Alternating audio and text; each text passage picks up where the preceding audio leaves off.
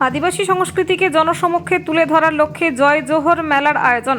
আদিবাসী সংস্কৃতিকে জনসমক্ষে তুলে ধরতে এবং আরও বেশি প্রচারের আলোয় আনার উদ্দেশ্যেও জেলা রাজ্যের বিভিন্ন প্রান্তে আয়োজিত হচ্ছে জয় জোহর মেলা। একইভাবে রাজনগরেও তা আয়োজিত হয়। জানা গেছে, রাজ্যের মুখ্যমন্ত্রী মমতা বন্দ্যোপাধ্যায়ের বিশেষ নির্দেশে অনুপ্রেরণায় এমন মেলার আয়োজন নানান অনুষ্ঠানের মধ্য দিয়ে রাজনগর ডাকবাংলোয় আয়োজিত হয়।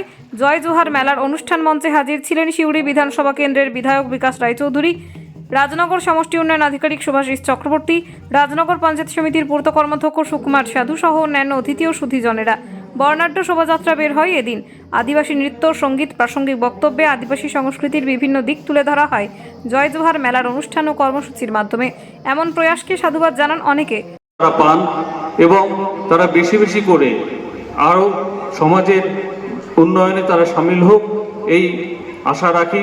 সবাইকে আবার ধন্যবাদ রাজনগর ব্লক প্রশাসনের তরফ থেকে, রাজনগর পঞ্চায়েত সমিতির তরফ থেকে, যে এই মেলা সার্থক হয়ে উঠুক এবং আপনারা এই দুদিন কালকেও আছে, আপনারা আনন্দ করুন এবং পরবর্তী জীবনে এগিয়ে যাবেন। ধন্যবাদ। মাত্র 25 বছর জীবিত ছিলেন। 1875 সালে তার জন্ম। 2000 সালে ব্রিটিশের কারাগারে তার